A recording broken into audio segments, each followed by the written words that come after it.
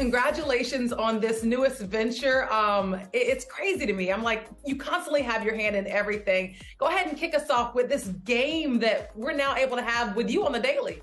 You know, I got on Twitter a while ago and I sized up Twitter and I said, well, this is a big chat room. And if you want to get followers, you got to get people to come back to you every day. So I need to do something daily on here. So, you know, the game is something that players love to give to each other. It's the game of life. White people are like, the daily game. I'm like, no, it's the game of life, you know? And these little nuggets of wisdom, we call them jewels. Like you say something, I'm like, ooh, that was a jewel. I need to hold on to that. It's valuable, you know? So I started doing daily games and ice cold facts on Twitter. People loved them. Then people were like, you should write a book. I'm like, just finished writing a book, Split Decision. And people said, Ice, where can I hear it? That's how people are now. That's where we are right now. You know, Francesca, you write a book, people are like, where can I hear it? Like, really? So iHeartRadio got at me and said, we'd like to take these daily games, make them into really short podcasts. They're 3 to 5 minutes. You say one a day, you break it down, explain it from your perspective, and people can take it, leave it, or live with it. You know, when you normally hear the term podcast, you're like, oh, 3 hours of somebody talking. No, this is real quick. You can listen to them every day, or you can wait till Friday and listen to 5 of them.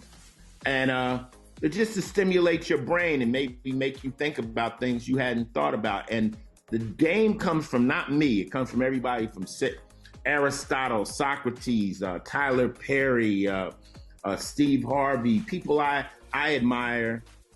And I'm like, you know, Muhammad Ali and myself and just players I know. I grew up around players and they always dropping jewels. You know, one of my favorites is if it seems like you're going in circles, Francesca, probably because you're cutting corners. Ooh.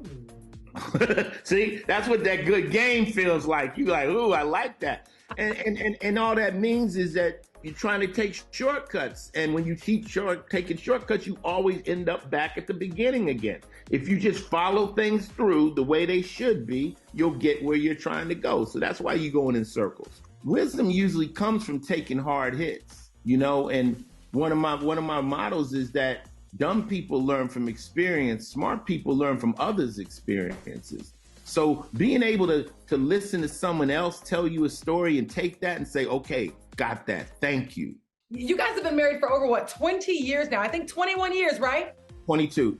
You and Coco, 22 years, married in 2002. What is the secret, Ice-T? What is the secret to a successful marriage? Getting married it's like casting for a movie. You got to pick somebody who's ready for all the scenes. Now, the thing of it is there's going to be fun scenes, it's going to be sad scenes, it's going to be tough scenes, it's going to be fight scenes, it's going to be a lot of different scenes. And a lot of people don't sign up for the whole movie. They just sign up for the good part. You know, there's going to be parts where your girl is going through it. Maybe she lost a family member and she needs a shoulder to lean on. You a man, there's going to be moments you down and you need that woman to come and say, come on, baby, it's going to be all right. I think the fact of it is Coco and I are almost like identical. You know, like when she met me, she likes the iced tea. She met me in a red snakeskin suit. She one of them girls like, ooh, that's fly. I like that. You know, when I talk my iced tea, she like, yeah, ooh, that tickles her. Coco's a like outgoing chick. She's like, you know, borderline exhibitionist. She likes to show herself. She's fun like that. I dig that. So you gotta find somebody who you really like them as themselves. And when you do find that person, it's usually a celebration because people are like, wow, you found somebody that will really put up with your bullshit. That person is perfect for you. And then you have to stay in tune with it. It's like a plant. You have to water it like every once in a while. Are you still happy? Because the problem with humans is we keep evolving. So you as a 25 or 30-year-old woman, it's not the same as a 35-year-old woman or a 40. You guys morph, and so do we. So you gotta keep, you can't say, well, you liked that last year. No, well, it's this year, you know, today's price.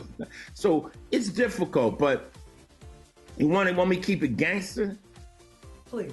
A 65-year-old Italian lady said, men are very simple. You want to keep a man, You keep his stomach full and his balls empty. I knew you were going there after you coined the phrase jungle sex a few years ago when you were doing an interview. I was like, well, it's part of it. They say when sex is good, it's 10% of the relationship. When it's bad, it's 90% of the relationship. So if it's good, it's a cherry on top of the relationship. When it's bad, it's all you can think about. I love how you put that. I also love how you said that you are in tune with your wife so much that there's no room for anybody else. You have to make sure you know what she wants and she knows what you want. So I'm curious, speaking about being in tune, how do you know when to clap back at the haters, people who are constantly critiquing yourself or your wife or your parenting and everything? I don't care about them. The only person that can bother me is somebody that I know. Francesca, if me and you became friends and you said something foul, that would bother me. You feel me? But these people are strangers. I don't know them. So it doesn't affect me at all. Only thing that can really affect me is if somebody I admired said something about me, or somebody who I thought was my friend. That would bother me. That would make me I would call and check in, like, what's up? You know, but a stranger can't really affect me. I mean, I'm on stage in front of sometimes 100,000 people. I'm sure all of them have an opinion. I can't jockey. The thing of it is, when you're on the internet, you're on the World Wide Web. So if I took you and I put you on a stage in front of a parking lot of 20,000 people and said, what's your opinion on her? Oh, she's gorgeous. I don't like her.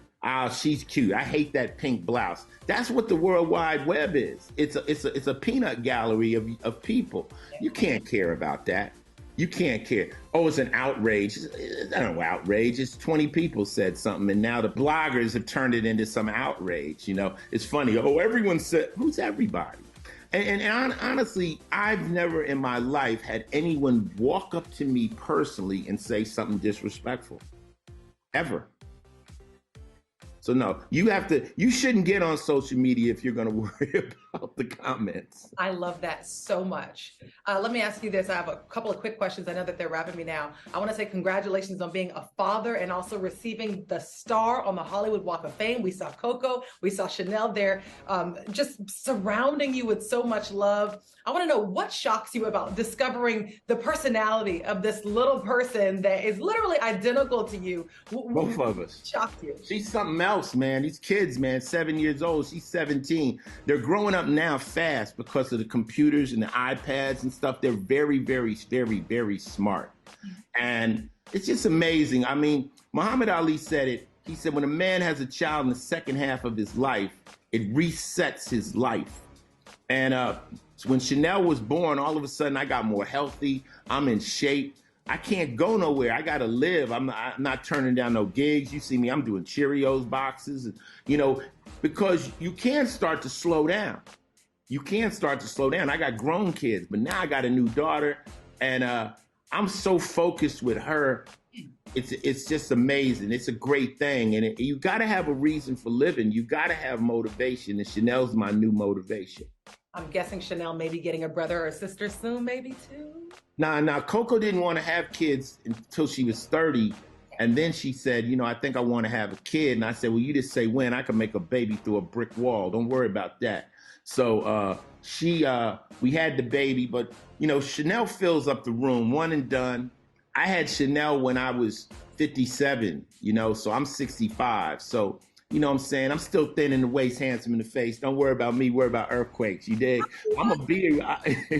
You know, players don't age, you dig? I love this, Ice-T. I just want to say thank you so much for spending your time with us. And I'd be remiss if on this 50th anniversary, I didn't ask you this quick question. Answer quickly, think quickly. In the words of Ice-T, who are your top 5 hip hop artists of all time? I can't do that one. I can only do my most influential, the people that influenced me the most. Melly Mel, because he put the message in the words. I had to follow him. Rakim taught me how to flow. You know what I'm saying? Public Enemy told me I had to be proud to be black. And Ice Cube was my brother from LA who put West Coast on the map along with me. So that's 4. And my favorite rap group of all time is Mobb Deep. Prodigy, rest in peace.